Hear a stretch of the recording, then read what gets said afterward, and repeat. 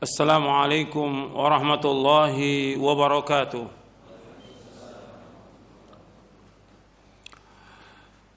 إن الحمد لله نحمده ونستعينه ونستغفره ونعوذ بالله من شرور أنفسنا ومن سيئات أعمالنا من يهده الله فلا مضل له ومن يضلل فلا هادي له أشهد أن لا إله إلا الله وحده لا شريك له وأشهد أن محمدًا عبده ورسوله يا أيها الذين آمنوا اتقوا الله حق تقاته ولا تموتن إلا وأنتم مسلمون يا أيها الناس اتقوا ربكم الذي خلقكم من نفس واحدة وخلق منها زوجها وبث منهما رجالا كثيرا ونساء واتقوا الله الذي تساءلون به والأرحام إن الله كان عليكم رقيبا يا أيها الذين آمنوا اتقوا الله وقولوا قولا سديدا يصلح لكم أعمالكم ويغفر لكم ذنوبكم ومن يطع الله ورسوله فقد فاز فوزا عظيما أما بعد فإن أصدق الحديث كتاب الله وخير الهدي هدي محمد صلى الله عليه وعلى آله وسلم وشر الأمور محدثاتها وكل محدثة بدعة وكل بدعة ضلالة وكل ضلالة في النار. Ayuhal ikhwah, a'azakumullah. Kepada seluruh kaum muslimin dan muslimat yang mudah-mudahan dirahmati oleh Allah Subhanahu wa taala. Alhamdulillah kita bersyukur kepada Allah Subhanahu wa taala atas segala nikmat yang Allah karuniakan kepada kita. Nikmat Islam, nikmat iman, nikmat sehat, nikmat afiah, nikmat dijauhkan oleh Allah dari berbagai macam malapetaka. Kita bersyukur kepada Allah Subhanahu wa taala diberikan nikmat oleh Allah di atas Islam dan sunnah. Nikmat ini merupakan nikmat yang paling besar yang wajib kita syukuri. Seorang muslim dia wajib bersyukur kepada Allah atas nikmat yang Allah berikan, dan nikmat yang paling besar nikmat hidayah di atas Islam dan sunnah. Ini lebih dari semua kenikmatan yang ada. Makanya kita harus jaga nikmat ini, menjaganya dengan terus kita menuntut ilmu syar'i, belajar ilmu syar'i, Al-Quran was sunnah ala fahmi salaf. Kita pahami dengan pemahaman yang benar, kemudian kita amalkan. Ini hidayah. Kemudian juga untuk tetap kita di atas hidayah, yaitu kita selalu berdoa kepada Allah Subhanahu wa taala agar kita diberikan hidayah. Seperti doa Nabi sallallahu alaihi wasallam, Allahumma inni as'alukal huda wat tuqa wal afafa wal ghina. Allahumma inni as'alukal huda wat tuqa wal afafa wal ghina. Jadi Allahumma inni as'alukal huda, ya Allah mohon kepada Engkau petunjuk. Wat tuqa ketakwaan, wal afaf terpelihara diri, wal ghina kecukupan. Kemudian di antara kita bisa tetap di atas hidayah ketika kita sudah tahu dalil dari Al-Quran dan Sunnah ala fahmi salaf. Kewajiban kita untuk sami'na wa ata'na, mendengar dan taat. Itu akan tetap hidayah di atas kita. Artinya Allah akan tetap memberikan hidayah kepada orang-orang yang dia mendengar dan taat. Kalau diajak kepada dalil dari Quran dan Sunnah, dia mengucapkan sami'na wa ata'na. Dan itu orang yang menang, orang yang sukses. Dan itu Allah sebutkan di dalam surah An-Nur. Jadi orang mukmin apabila mereka diseru idza du'u ila Allah wa rasulihi liyahkuma bainahum yaqulu sami'na wa ata'na wa ulaika humul muflihun. Jadi orang beriman itu kalau dipanggil, diajak kepada Allah dan Rasulnya, mereka itu mengatakan sami'na wa ata'na, bukan membantah, bukan mencari dalil untuk membantah, bukan, tapi justru dia mendengar dan taat.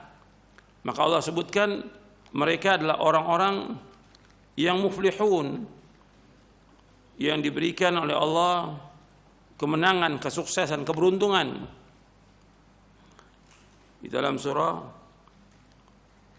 An-Nur di ayat 51, innama kana qaulal mu'minina idza du'u ila Allahi wa rasulihi liyahkuma bainahum ay yaqulu sami'na wa ata'na wa ulaika humul muflihun. Sesungguhnya perkataan orang-orang beriman apabila diajak kepada Allah dan Rasulnya, diajak kepada Quran, diajak kepada sunnah, diajak untuk mengamalkan Al-Quran dan sunnah, liyahkuma bainahum ay yaqulu sami'na wa ata'na, mereka berkata kami dengar dan kami taat, dan mereka adalah orang-orang yang beruntung. Kemudian di ayat 52-nya dalam surah An-Nur, wa may yuti'illaha wa rasulahu wa yakhshallaha wa yattaqi fa ulaika humul faizun. Dan barang siapa yang taat kepada Allah dan Rasulnya, dia takut kepada Allah dan dia bertakwa kepada Allah, maka mereka adalah orang-orang yang sukses, orang-orang yang menang. Jadi ini penting untuk diperhatikan. Kalau sudah ada dalil dari Quran dan Sunnah, kita sami'na wa ata'na dan amalkan. Bukan sekedar mengucapkan sami'na wa ata'na, bukan, tapi mengamalkannya. Sebab orang yang sudah dapat petunjuk, sudah dikasih hidayah oleh Allah, dan dia tahu keterangan atau dalil, kemudian dia tidak mengikuti dalil itu, maka Allah akan sesatkan dia. Seperti yang Allah sebutkan dalam surah As-Saff, falamma zaghu azaghallahu qulubahum wallahu la yahdil qaumal fasiqin. Di dalam surah As-Saff Allah menyebutkan tentang orang-orang yang dia sudah tahu kebenaran, sudah tahu, kemudian dia berpaling dari kebenaran itu.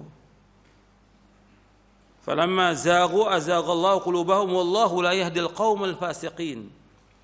Dalam surah As-Saff ayat 5. Tatkala mereka berpaling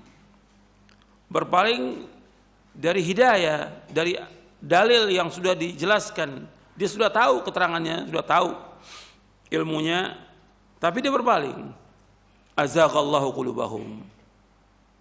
Allah biarkan dia sesat. Artinya Allah sesatkan hatinya. Wallahu la yahdil qaumal fasiqin. Allah tidak akan menunjuki orang-orang yang fasik.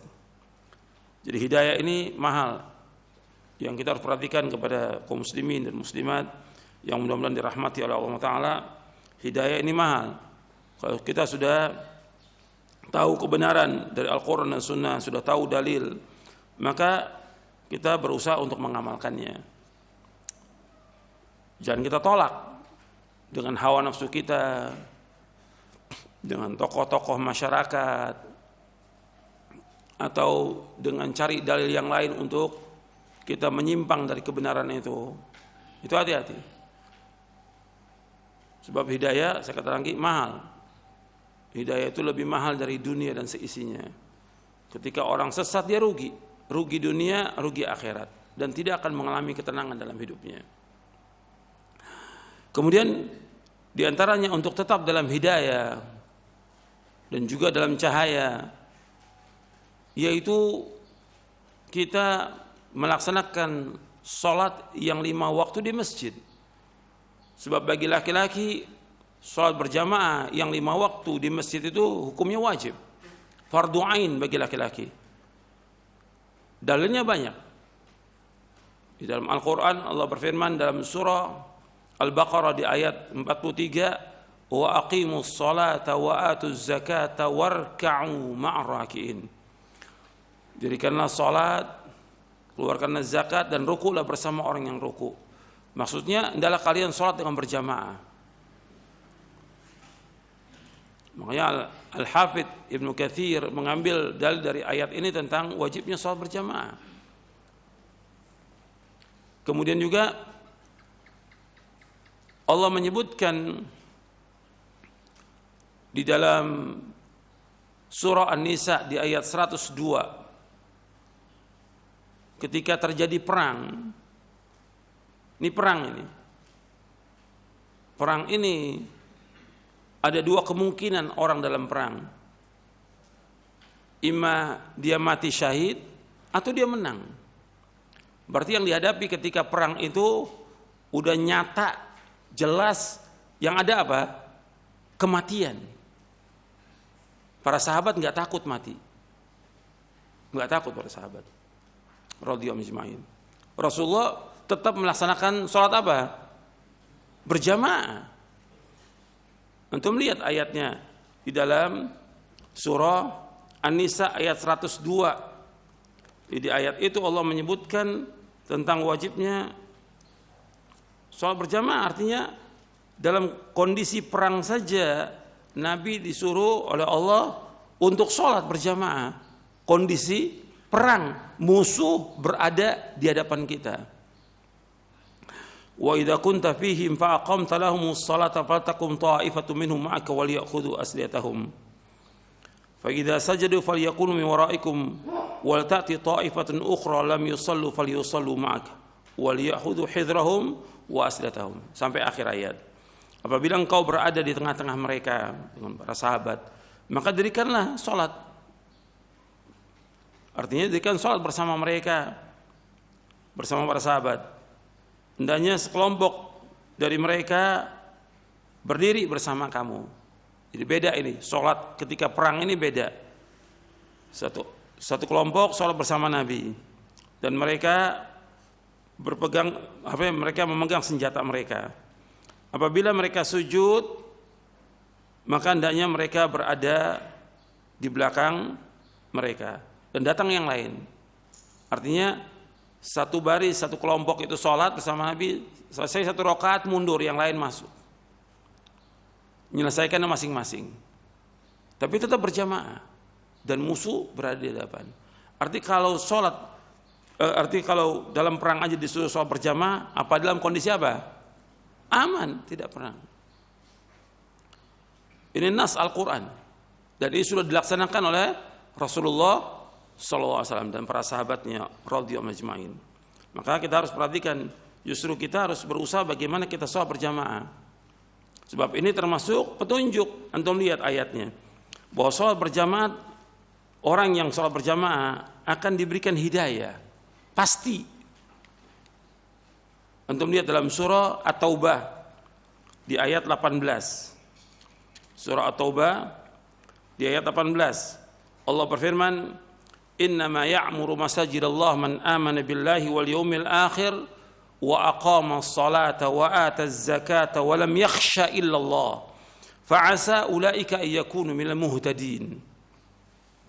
Sesungguhnya yang meramaikan masjid-masjid Allah, sesungguhnya ada juga yang mengartikan hanyalah orang-orang yang meramaikan masjid Allah adalah orang-orang beriman kepada Allah dan kepada hari akhir, mendirikan salat, mengeluarkan zakat, dan mereka tidak takut melainkan hanya kepada Allah, dan mereka pasti mendapatkan petunjuk.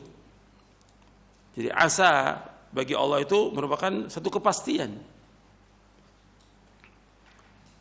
Jadi dalam bahasa kita diartikan dengan mudah-mudahan mereka ada petunjuk. Jadi dengan dia sholat berjamaah akan diberikan petunjuk oleh Allah Ta'ala. Diperhatikan, hidayah ini mahal.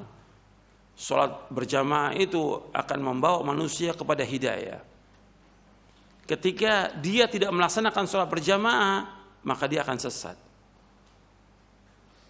Perhatikan itu. Di sini Allah menyebutkan, saya ulangi ayat ini dan saya akan bawakan athar dari sahabat Ibn Mas'ud radhiyallahu anhu. Allah menyebutkan dalam ayat ini, "Innama ya'muru masajidallah man amana billahi wal yawmil akhir wa aqama as-salah wa ata az-zakah wa lam yakhsha illallah fa asa ulaika yakunu minal muhtadin.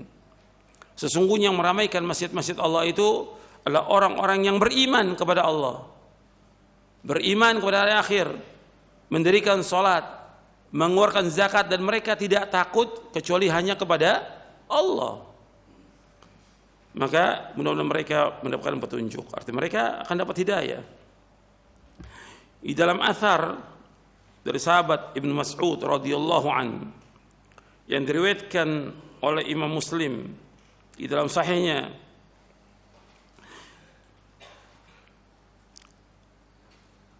di Sahih Muslim babnya diberikan judul oleh Imam An-Nawawi, bab salatul jamaah min sunanil huda. Salat jamaah itu termasuk sunnah petunjuk. Kata Abdullah bin Mas'ud radhiyallahu an, man sarrahu ayyalqallaha ghadan musliman falyuhafidh ala haula'i salawati haitsu yunada bihin fa inna Allah syara'a li nabiyyikum sallallahu alaihi wasallam sunanal huda wa innahunna min sunanil huda walau annakum shallaitum fi buyutikum kama yusalli hadzal mutakhallifu fi baitihi la taraktum sunnata nabiyyikum walau taraktum sunnata nabiyyikum la dhalaltum wa laqad ra'aytuna wa ma yatakhallafu anha illa munafiqun ma'lumun nifaq.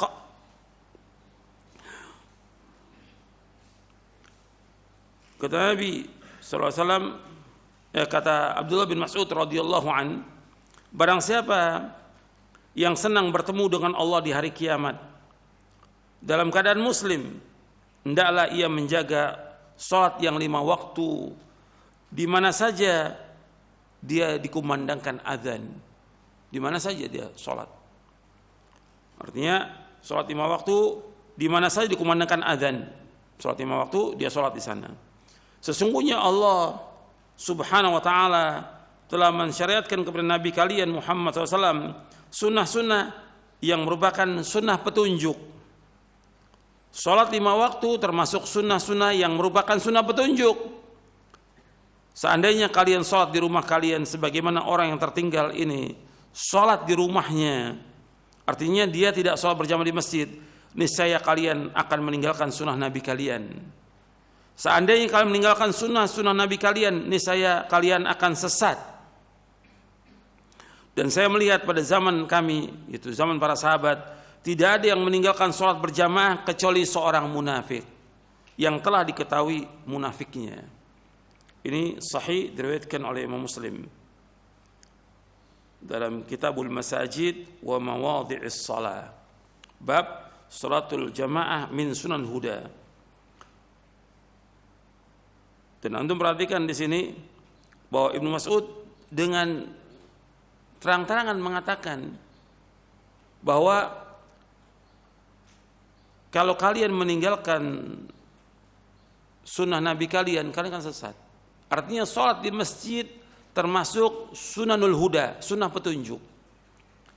Kalau kalian sholat di rumah kalian sebagaimana orang ini meninggalkan sholat, maka kalian meninggalkan sunnah Nabi kalian. Kalau seandainya kalian meninggalkan sunnah Nabi, kalian akan sesat. Dan Ibnu Mas'ud bersaksi di sini bahwa tidak ada yang meninggalkan sholat berjamaah kecuali orang munafik. Ini Ibnu Mas'ud mengatakan depan para sahabat yang lain. Enggak ada yang meninggalkan sholat berjamaah kecuali orang munafik. Bahkan Ibnu Mas'ud juga mengatakan, walaqad kana ar-rajulu yu'ta bihi yuhada baina ar-rajulaini hatta yuqama fi as-shaf. Dan sungguh artinya di zaman Nabi SAW ada orang yang dia dibopong, artinya dibawa dengan 2 orang itu karena sakit, tetap dia mau berjamaah dibawa ke masjid. Sampai seperti itu. Diletakkan di saf. Dan Nabi juga SAW seperti itu. Waktu sakit Nabi memang gak sholat berjamaah, diganti oleh Abu Bakar As-Siddiq radhiyallahu anhu. Tapi kemudian ketika Nabi agak mendingan dari sakitnya, Nabi dibawa oleh sahabat, dibawa untuk sholat berjamaah. Artinya dibopong, dibawa oleh 2 orang. Sampai seperti itu. Nabi sholat dengan duduk. sallallahu alaihi wasallam. Jadi ikhwan fillah, jazakumullah, ini sholat berjamaah di masjid termasuk sunnah petunjuk yang kita berusaha untuk melakukannya. Ini sunnah petunjuk, kalau ditinggalkan ya sesat. Ibnu Mas'ud itu mengatakan kalau kalian tinggalkan sholat berjamaah kalian akan sesat. Dan Ibnu Mas'ud mengatakan bahwa yang tidak sholat berjamaah di masjid, kata beliau, ini munafik yang sudah ketahui kemunafikannya. Karena memang sholat berjamaah berat kata Nabi SAW, atas siapa? Atas munafik. Terutama sholat subuh dan sholat isya. Di dalam hadis yang sahih Nabi bersabda, inna athqalas salati al munafiqin salatul fajri wa salatul isya. Sesungguhnya sholat yang paling berat orang munafik sholat subuh dan sholat isya. Kalau mereka tahu tentang keduanya, mereka akan datang meskipun dengan merangkak. Kemudian juga yang perhatikan yang terakhir, bahwa sholat di masjid itu safnya harus rapat. Karena yang perintahkan merapatkan saf siapa? Rasulullah SAW. Perintah Rasulullah melebihi semua perintah yang ada dari manusia di muka bumi ini. Kalau Rasulullah sudah rapatkan saf, wajib kita rapatkan. Dan Nabi yang suruh. Nabi yang memerintahkan sawu sufakum tarasu. Nabi yang suruh rapatkan saf. Sampai Nabi SAW mengatakan walinu bi'aidi ikhwanikum wala tadharu furujatin lisyaitan. Hendaklah kalian berlaku lemah lembut kepada tangan-tangan saudara kalian dan jangan biarkan celah untuk setan. Sedikit aja celah itu setan masuk. Apalagi sampai setengah meter, sampai 1 meter. Itu berapa setan yang masuk tuh di situ. Jadi pulangnya bawa setan dia. Setan yang masuk. Yang mengatakan demikian siapa? Rasulullah SAW. Bahkan Rasulullah ketika sholat, dan di antara mukjizat Nabi Muhammad SAW, beliau sholat menghadap kiblat. Itu beliau tahu tentang apa yang ada di belakangnya. Ini mukjizat Nabi. Kata beliau, ada saf yang renggang sedikit. Sesungguhnya aku melihat itu setan masuk seperti anak kambing yang hitam. Masuk, kata Nabi. Ini Nabi menghadap ke sana, Nabi mengatakan tadi aku lihat itu ada setan masuk. Ini Nabi SAW mengatakan demikian. Beliau diberikan mukjizat Allah meskipun dia menghadap kiblat tapi bisa melihat kondisi saf para jamaah. Jadi renggang sedikit ya nggak boleh, apalagi 1 meter nggak boleh. Ini perhatikan, yang kita laksanakan perintah Allah dan Rasulnya kalau kita dapat hidayah. Ini wajib hukumnya, jangan ditinggalkan ini. Saf wajib rapat, nggak boleh renggang. Kalau renggang setan. Dan kalau dia renggang juga maka dia termasuk yang tidak sholat berjamaah masing-masing. Sebab dalam hadis yang sahih Nabi bersabda, la sholata limunfaridin khalfas shaf.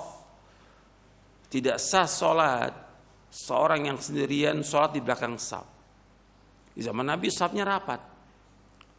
Dia sholat disuruh ulangi lagi. Sekarang masing-masing sholat di belakang imam masing-masing 1 meter 1 meter. Ya enggak sah sholatnya. Dia harus mengulangi sholat berjamaah, enggak sah sholat berjamaahnya. Jadi masing-masing dia sholat. Jadi harus perhatikan itu.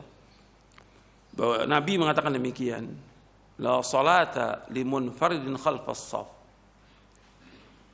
Jadi shaf ini harus rapat. Dan kita kenapa harus takut?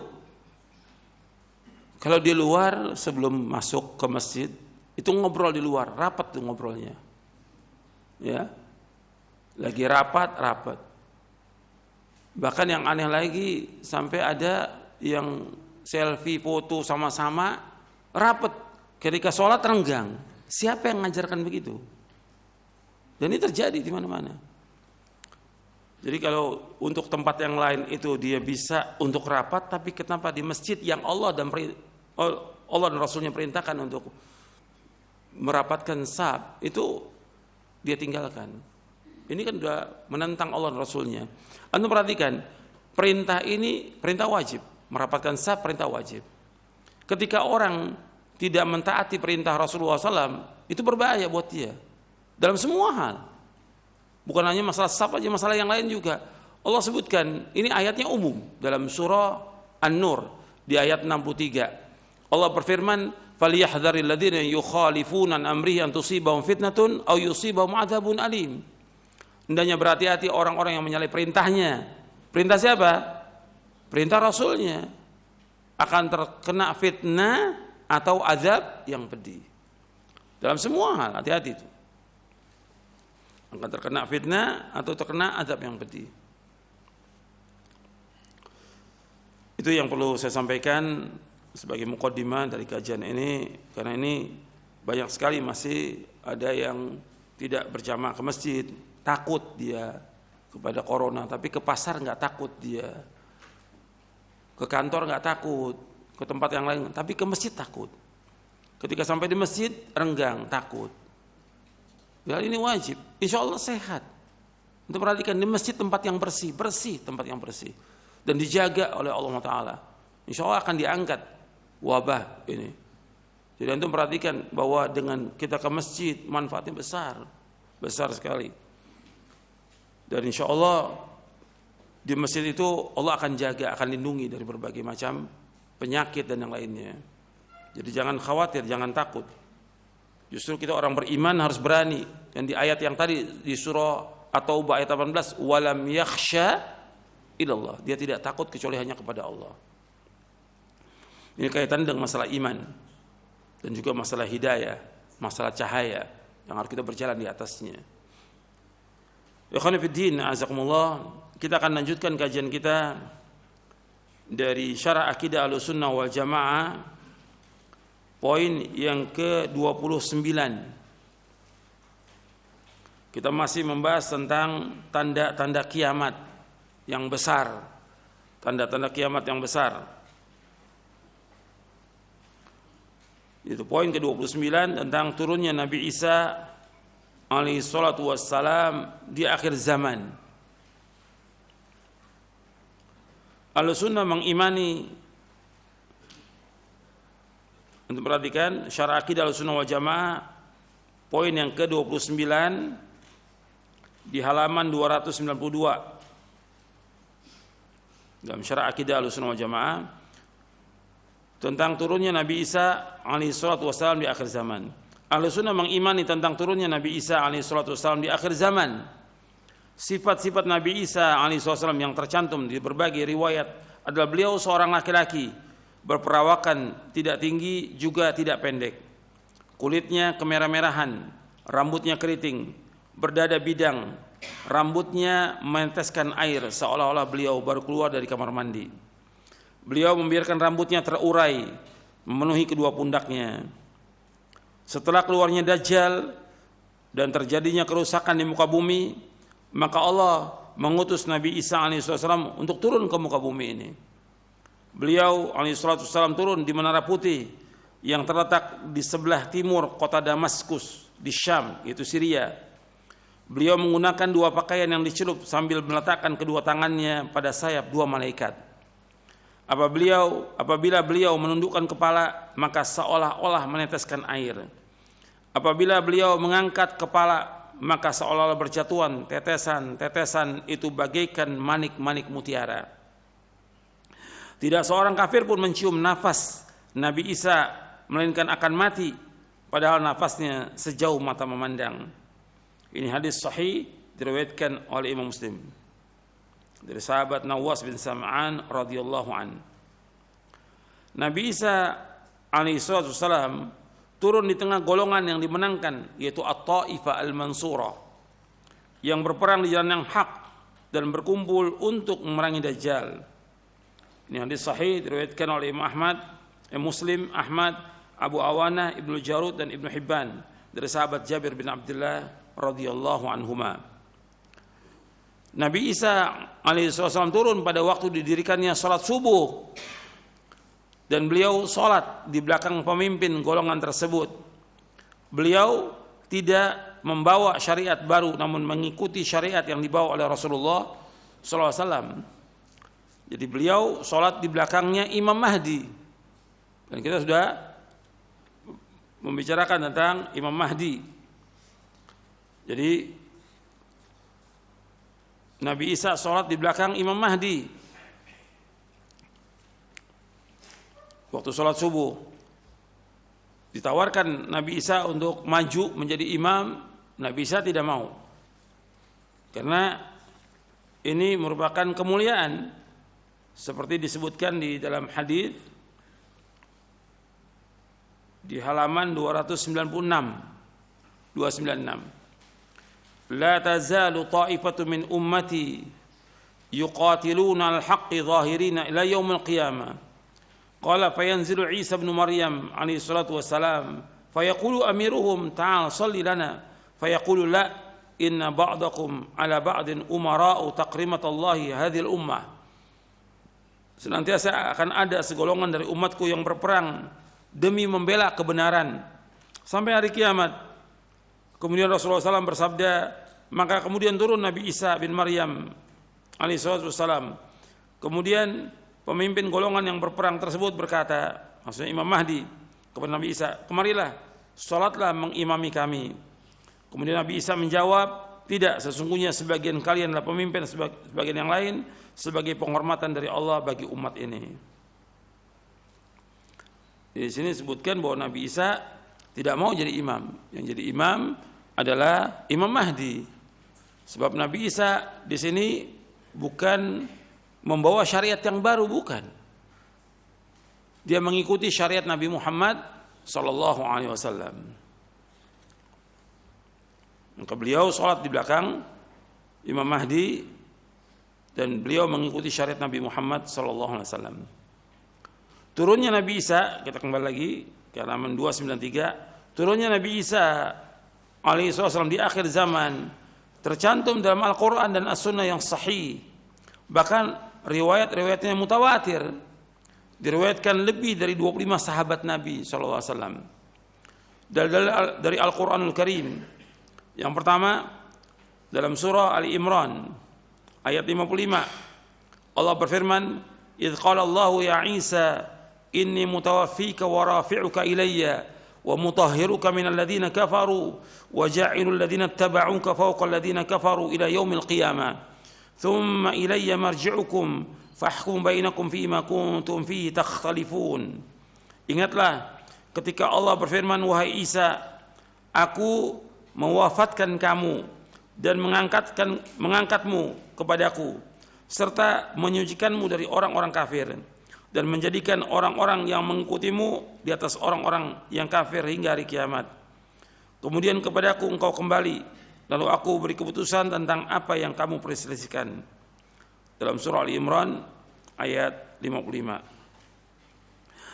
Para ahli tafsir berbeda pendapat mengenai firman Allah, inni mutawafika wa rafi'uka, inni mutawafika wa rafi'uka,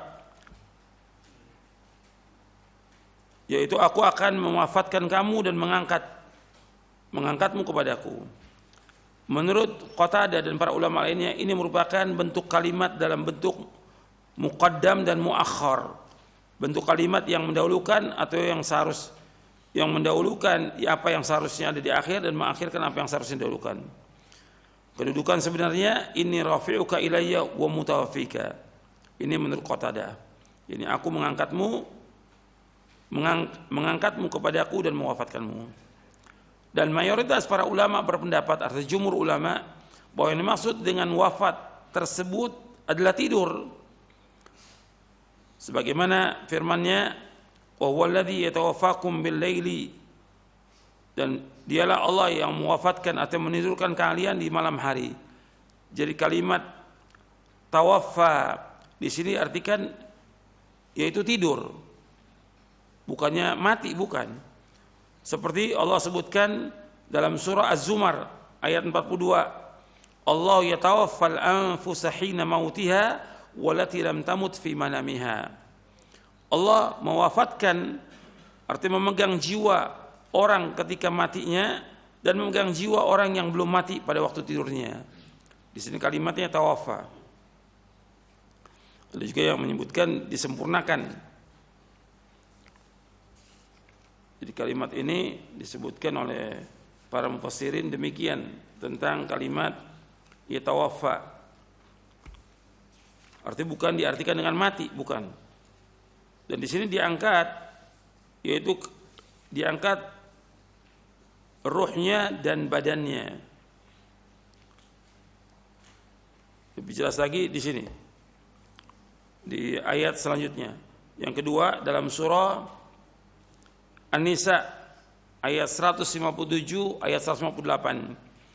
Wa qaulihim inna qatalna al-masih Isa ibn Maryam Rasulullah wa ma qataluhu wa ma salabuhu walakin syubbiha lahum wa innal ladzina ikhtalafu fihi la fi syakkin min ma lahum bihi min ilmin illa ittiba' dhann wa ma qatalu yaqina bal rafa'ahu Allah ilaihi wa kana Allahu azizan hakima.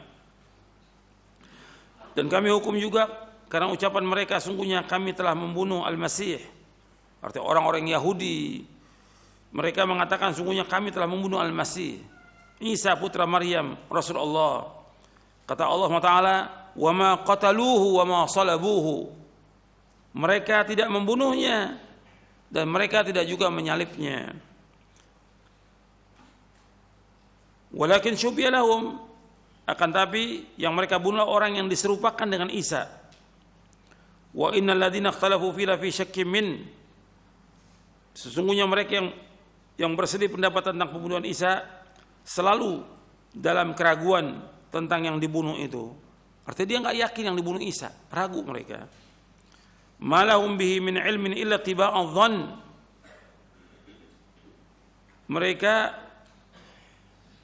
mengikuti persangkaan belaka. Wa ma qatalu yaqina, jadi mereka tidak yakin telah membunuhnya. Bar rafa'ahu Allah ilaihi wa kana Allahu azizan hakima. Tetapi Allah telah mengangkat Isa ke hadiratnya. Allah Maha Perkasa dan Allah Maha Bijaksana. Di sini disebutkan bahwa mereka tidak membunuhnya dan tidak menyalibnya. Tetapi mereka diserupakan. Artinya ada seorang yang diserupakan dengan Nabi Isa, itu yang dibunuh. Dan mereka tetap dalam keadaan ragu, benar apa tidak nih yang dibunuh Isa? Tetap. Artinya wa ma qatalu yaqinan, mereka tidak yakin membunuh Isa. Lebih tegas lagi Allah mengatakan bahwa Allah mengangkat yang dikehendaki oleh orang-orang Yahudi, yaitu terbunuhnya Nabi Isa. Yang mereka inginkan Nabi Isa mati. Makanya di sini Allah membantah bahwa Allah mengangkat Nabi Isa, menunjukkan apa? Bahwa Nabi Isa itu tetap hidup. Ini juga untuk membantah orang-orang Yahudi, karena yang mereka kehendaki Nabi Isa itu mati. Kalau mau diangkat yaitu dengan mati, ya apa manfaatnya? Justru Allah akan membantah mereka bahwa Allah mengangkat Nabi Isa dalam keadaan beliau hidup, tetap hidup. Artinya Nabi Isa tetap hidup. Maka di sini disebutkan Allah mengangkat Nabi Isa alaihissalam dalam keadaan hidup dengan ruh dan jasadnya. Ayat Al-Quran di atas sebagai dalil untuk membantah orang-orang Yahudi yang menyangka Isa dibunuh dan disalib. Kalau yang diangkat ruhnya saja, maka akan beda. Maka apa bedanya Nabi Isa dengan nabi-nabi yang lain? Kalau yang diangkat cuma rohnya saja, apa bedanya antara Nabi Isa dengan nabi yang lain? Bahkan juga kaum mukminin, semua rohnya diangkat Allah sesudah wafat. Jadi tidak beda antara Nabi Isa dengan lainnya. Lantas apa manfaat penyebutan diangkat ke langit kalau bukan yang diangkat itu ruh dan jasadnya? Ini disebutkan oleh Syekh Muhammad Khalil Hiras dalam kitabnya Faslul Maqal fi Raf'i Isa sallallahu alaihi wasallam hayyan wa fi nuzulihi wa qatlihi ad-Dajjal. Disebutkan bahwa Nabi Isa diangkat dalam keadaan hidup. Al-Hafidz Ibnu Katsir rahimahullah setelah menafsirkan ayat ini, kemudian beliau membawakan beberapa hadis tentang turunnya Nabi Isa. Beliau rahimahullah berkata, inilah hadis-hadis yang mutawatir yang berasal dari Rasulullah SAW, yang diriwayatkan dari para sahabat seperti Abu Hurairah, Ibnu Mas'ud, Utsman bin Abil As, Abu Umamah, An-Nawas bin Sam'an, Abdullah bin Amr bin As, Mujammi' bin Jariyah, Abu Sarihah, Hudzaifah bin Asid radhiyallahu anhum ajma'in. Di dalam hadis-hadis ini mengandung petunjuk tentang sifat-sifat turunnya Nabi Isa, juga tempatnya, yaitu ia akan turun di Syam, di Syria, tepatnya di Damaskus pada menara timur dan terjadi ketika akan didirikannya salat subuh. Di dalam tafsir Ibnu Katsir. Kemudian kita masuk yang ketiga.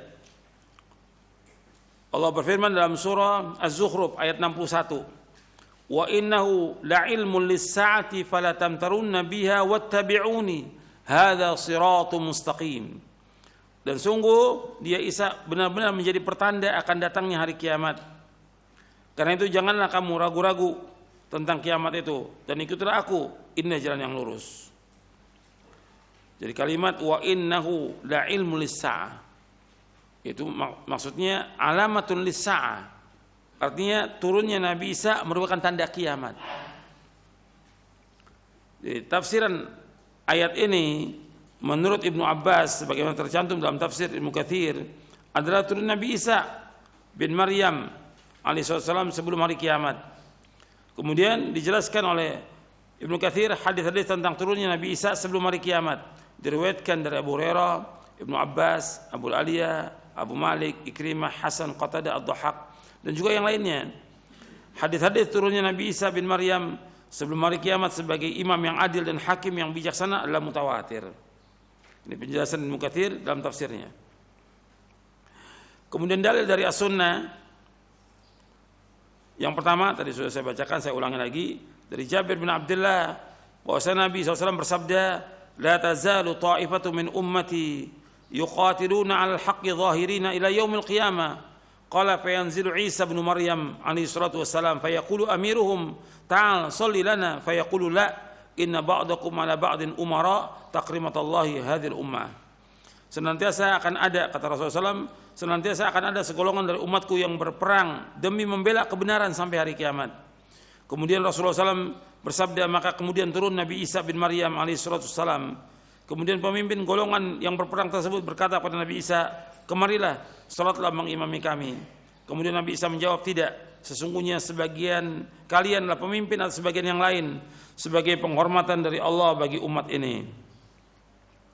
Yang kedua, itu sabda Nabi SAW, walladzi nafsi biyadihi la yushikanna ayanzila fikum Maryam alaihi salatu wassalam hakaman adla fayaksiru saliba wa yaqtul khinzira wa yada'ul jizyata wa yafidul malu hatta la yaqbalahu ahadun.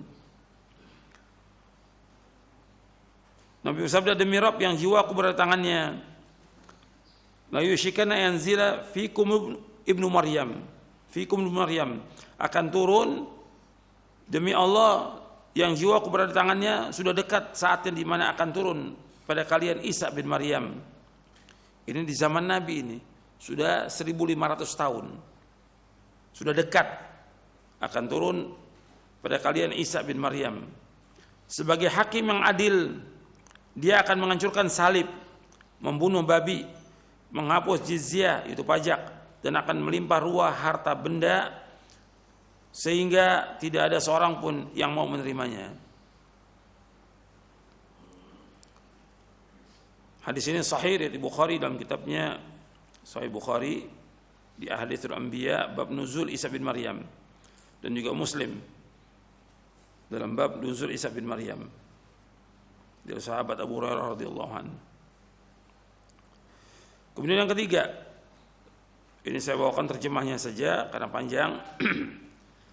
Rasulullah bersabda, para nabi itu bersaudara seayah, sedangkan ibu mereka berbeda-beda dan agama mereka satu. Aku adalah manusia yang paling dekat terhadap Isa bin Maryam, karena tidak ada nabi lagi antara dia dan aku, dan dia akan turun kembali. Jika kalian melihatnya, maka kenalilah oleh kalian bahwa dialah laki-laki yang sedang tingginya, berkulit putih kemerah-merahan. Dia memakai dua baju yang agak kemerahan, seakan di kepalanya meneteskan air walaupun tidak basah. Dia akan mematahkan salib, membunuh babi, dan menghapus jizyah, serta menyeru kepada manusia untuk masuk ke dalam agama Islam. Di zamannya Allah akan menghancurkan seluruh agama, artinya menghapuskan seluruh agama kecuali Islam, dan Allah akan membunuh Al-Masih Ad-Dajjal. Kemudian terciptalah keamanan di bumi. hingga singa dengan unta mencari makan di tempat yang sama. Dan demikian pula harimau dan sapi, juga serigala dan kambing, serta anak-anak kecil bermain-main dengan ular tanpa membahayakan mereka. Beliau tinggal selama 40 tahun, kemudian wafat dan kaum muslimin mensalatkannya. Hadis ini sahih riwayat Abu Daud, Ibnu Hibban dan Ahmad dari sahabat Abu Hurairah radhiyallahu anhu. Dan dimasukkan Syekh Al-Albani dalam silsilah hadits as-sahihah di juz yang kelima. Hadis ini ada di footnote kalau antum ikut kajian Syarh Sunnah lil Imam Al-Barbari, ini ada di footnote-nya ketika membahas tentang Nabi Isa alaihissalam. Turunnya Nabi Isa alaihissalam memberikan hikmah yang besar. Turunnya Nabi Isa alaihissalam memberikan hikmah yang besar. Di sini sebelum saya lanjutkan, yang ketiga ini untuk menunjukkan bahwa di zamannya Nabi Isa itu aman, di zamannya Imam Mahdi aman, semua mendapatkan keamanan, ketenangan, bahkan binatang buas pun itu bisa makan bersama dengan unta, singa dengan unta, anak-anak bermain dengan ular, itu aman semua.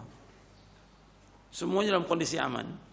Nanti setelah itu kemudian Allah akan keluarkan Ya'juj wa Ma'juj. Makanya setelah itu, setelah aman beberapa tahun ini, kemudian disuruh untuk mereka lari ke Gunung Tur. Nabi Isa dan Imam Mahdi mengajak ke Gunung Tur karena akan keluar Ya'juj wa Ma'juj. Dan banyak sekali Ya'juj wa Ma'juj ini. Dan ganas, membunuh siapa aja yang ketemu itu dibunuh. Bahkan disebutkan bahwa melewati danau Tobariyah itu yang pertama lewat itu minum air itu, yang terakhir nggak dapat, sampai terakhir mengatakan dulu ini ada air di sini, kok udah nggak ada. Menunjukkan luar biasa ganasnya mereka, dibunuh semua di bumi, sampai kemudian dia, nanti kita akan bicarakan soal Ya'juj ini, membunuh yang di langit, artinya melemparkan panahnya ke langit, sampai Allah turunkan binatang yang kemudian mereka mati dengan sebab itu. Artinya binatang-binatang kecil, seperti Allah membinasakannya pasukan gajah dengan tayran ababil. Setelah itu mereka mati, baru Nabi Isa turun. Dan kemudian aman lagi, dan nanti setelah itu baru terjadi kiamat. Turunnya Nabi Isa alaihissalam memberikan hikmah yang besar. Di antaranya hikmah itu, yang pertama, membantah orang-orang Yahudi yang beranggapan bahwa mereka telah membunuh Isa.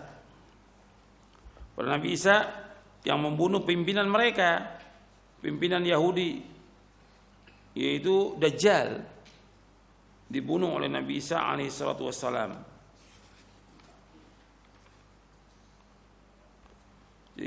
Tentang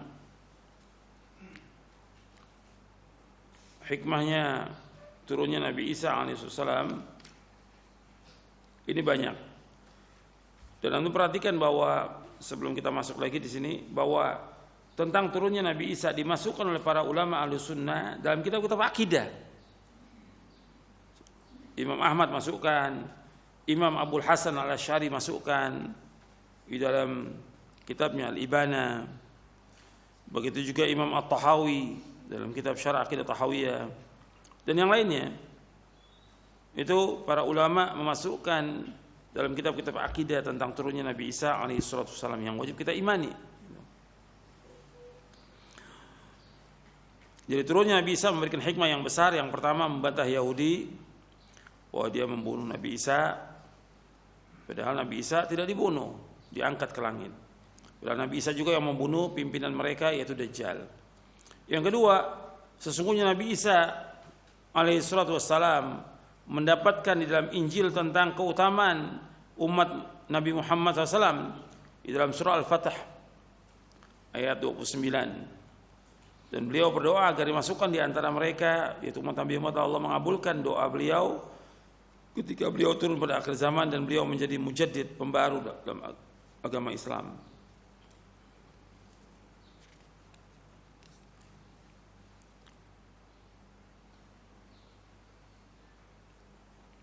Itu seperti Allah sebutkan dalam surah Al-Fatih ayat 29, wa mathalun fil injili ka zar'in akhraja syat'ahu fa azara fastaghlaba fastawa ala suqihi. Artinya perumpamaan mereka terdapat di dalam Injil. Artinya perumpamaan tentang Nabi dan para sahabatnya itu terdapat dalam Injil. Maka Nabi Isa berdoa agar dimasukkan ke dalam umat Nabi Muhammad SAW. Ini untuk yang kedua. Timbul pertanyaan, apakah Nabi Isa itu termasuk sahabat Nabi? Karena yang pertama, Nabi Isa bertemu dengan Nabi, dan Nabi Isa berbeda dengan nabi-nabi yang lain. Nabi Muhammad SAW ketika Isra dan Mi'raj bertemu dengan para nabi, tapi itu ruhnya dan badan yang diangkat. Yang mereka berangkat sudah mati. Tapi untuk Nabi Isa tidak, masih hidup. Artinya bertemu dalam kondisi masih hidup.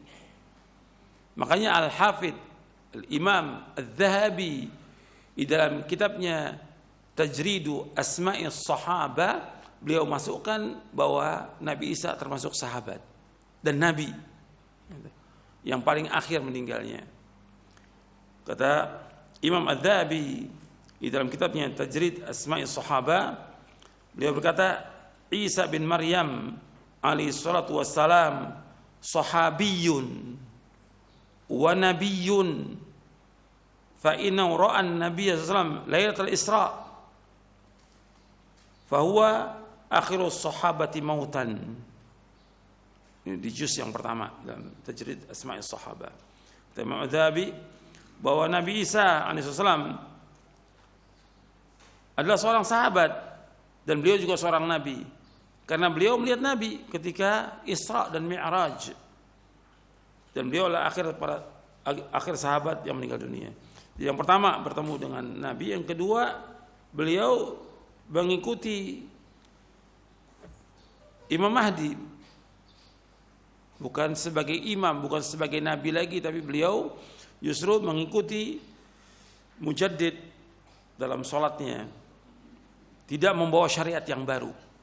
Dia mengikuti syariat Nabi Muhammad SAW. Yang ketiga, di antara hikmah yang besar turunnya Nabi Isa, bahwa turunnya Nabi Isa alaihissalam dari langit untuk dimakamkan di bumi, karena tidak ada makhluk dari tanah yang mati di tempat selainnya. Artinya Nabi Isa diciptakan oleh Allah di bumi, ya matinya di bumi. Yang keempat, turunnya Nabi Isa alaihissalam membongkar kebohongan Nasrani. Karena Nasrani mengatakan Nabi Isa sebagai apa? Tuhan. Dan ini bohong. Nabi Isa menghancurkan salib, membunuh babi, dan menghapus upeti atau pajak. Dan Nabi Isa tidak pernah mengatakan dirinya sebagai Tuhan, tidak pernah. Sama sekali. Ini kebohongan dari orang Nasrani. Antum lihat dalam surah Al-Maidah, biar jelas ini. Nabi Isa sendiri yang mengatakan demikian ketika Allah bertanya di akhir-akhir surah Al-Maidah. Jadi Allah Subhanahu wa taala dalam surah Al-Maidah di ayat 116 dan seterusnya, Allah berfirman, wa idh qala Allahu ya Isa ibn Maryam a anta qulta lin-nasi ittakhiduni wa ummi ilahaini min dunillah qala subhanaka ma yakunu li an aqula ma laysa li bihaqq in kuntu qultuhu faqad alimta ta'lamu ma fi nafsi wa la a'lamu ma fi nafsik innaka anta 'allamul ghuyub. Dan ingatlah tatkala Allah berkata kepada Isa bin Maryam, wahai Isa, apakah engkau mengatakan kepada manusia, jadikanlah aku dan ibuku sebagai dua Tuhan selain Allah? Maka Isa menjawab, Maha suci engkau, tidak patut bagiku untuk mengatakan apa-apa yang aku tidak berhak untuk mengatakannya. Jika aku mengatakannya, sungguh engkau mengetahui. Engkau mengetahui apa yang terdapat dalam diriku dan aku tidak mengetahui apa yang ada pada dirimu. Sesungguhnya engkau yang mengetahui yang gaib. Ma qultu lahum illa ma amartani bihi an i'budullaha rabbi wa rabbakum wa kuntu 'alayhim shahidan ma dumtu fihim falamma tawaffaitani kunta anta raqiba 'alaihim wa anta 'ala kulli syai'in syahid. Tidak aku mengatakan kepada mereka melainkan apa yang kau perintahkan kepadaku. Hendaknya kalian semuanya beribadah hanya kepada Allah, Rabbku dan Rabb kalian. Dan aku menjadi saksi atas mereka selama aku berada di tengah-tengah mereka. Tatkala engkau angkat aku ke langit, artinya tawafa ini, maksudnya tawafa itu diangkat dengan dasar ayat-ayat yang sudah kita baca. Engkau menjadi pengawas atas mereka dan engkau menjadi saksi atas segala sesuatu. Artinya Nabi Isa alaihissalam menyuruh Bani Israel untuk beribadah hanya kepada Allah. Makanya Allah menyebutkan di dalam surah Al-Maidah, orang-orang yang mengatakan Isa itu sebagai Tuhan, Allah itu adalah Isa bin Maryam, kafir. Orang yang mengatakan bahwa Isa itu adalah merupakan yang mengatakan Tuhan itu tiga, kafir. Dalam surah Al-Maidah ayat 72 ayat 73. Laqad kafara alladziina qalu innallaha wal masih ibnu Maryam.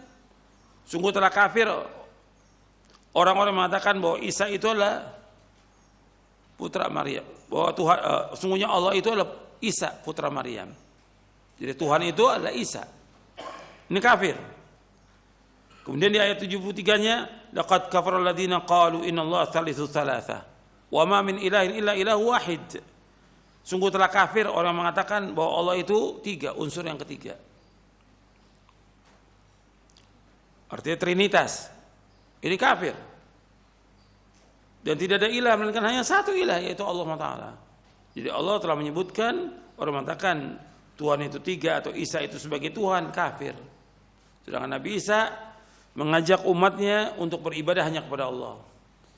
Innallaha rabbi wa rabbukum fa'buduh hadza siratum mustaqim. Dalam surah Al-Imran. Sesungguhnya Rabbku dan Rabb kalian adalah Allah, maka beribadah kepada Allah. Inilah jalan yang lurus. Innallaha rabbi wa rabbukum fa'buduh. Sesungguhnya Allah itu Rabb aku dan Rabb kalian, beribadah kepada Allah. Ya, Nabi Isa menyuruh untuk beribadah kepada Allah. Jadi enggak pernah Nabi Isa mengaku sebagai Tuhan, dan tidak ada dalam Injil bahwa Nabi Isa mengaku sebagai Tuhan, tidak ada sama sekali. Jadi turunnya Nabi Isa alaihissalam membongkar kebohongan Nasrani. Nabi Isa tugasnya menghancurkan salib, membunuh babi. Yang pertama jelas membunuh Dajjal ya. Kemudian setelah itu menghancurkan salib, membunuh babi dan menghapus peti. Yang paling pokok yang pertama tadi yaitu membunuh Dajjal, baru kemudian yang lainnya. Sesuai dengan hadis yang disebutkan tadi di halaman 297. Kemudian yang kelima, beliau memiliki keistimewaan yang khusus karena jarak antara beliau dengan Nabi Muhammad SAW sangat dekat dan tidak ada nabi lain yang memisahkan antara Nabi Isa AS dengan Rasulullah SAW. Yang keenam, Nabi Isa AS berhukum dengan syariat Nabi Muhammad SAW dan menjadi pengikut Nabi Muhammad SAW. Beliau turun tidak membawa syariat yang baru karena agama Islam penutup segala agama dan Nabi Isa SAW menjadi hakim umat ini karena tidak ada Nabi setelah Nabi Muhammad SAW. Yang ketujuh, zamannya Nabi Isa AS adalah zaman yang penuh dengan ketenangan, keamanan dan keselamatan, damai di zaman itu. Allah mengirimkan hujan yang deras, menjadikan bumi mengeluarkan tumbuh-tumbuhan dan buah-buahan, harta berlimpah ruah, serta dihilangkannya sifat-sifat iri, benci dan dengki. Kemudian juga diturunkannya buah-buahan. Ini kalimat yang terputus di sini. Artinya harta berlimpah serta dihilangkannya sifat-sifat iri, benci dan dengki. Yang kedelapan, lamanya Nabi Isa tinggal di bumi adalah selama 40 tahun. lamanya Nabi Isa 40 tahun. Di dalam hadis riwayat Imam Ahmad dan Ibnu Hibban, Rasul bersabda, "Fayamkuthu fil ardi 40 sanatan imaman adlan wa hakaman muqsita." Beliau tinggal di bumi selama 40 tahun sebagai imam yang adil dan hakim yang bijaksana. Ini riwayat Imam Ahmad, Ibnu Hibban dari sahabat Aisyah radhiyallahu anha, dan rawi-rawinya sahih. Yang kesembilan, Nabi Isa bin Maryam alaihissalam ketika turun ke dunia akan menunaikan ibadah haji dan umrah.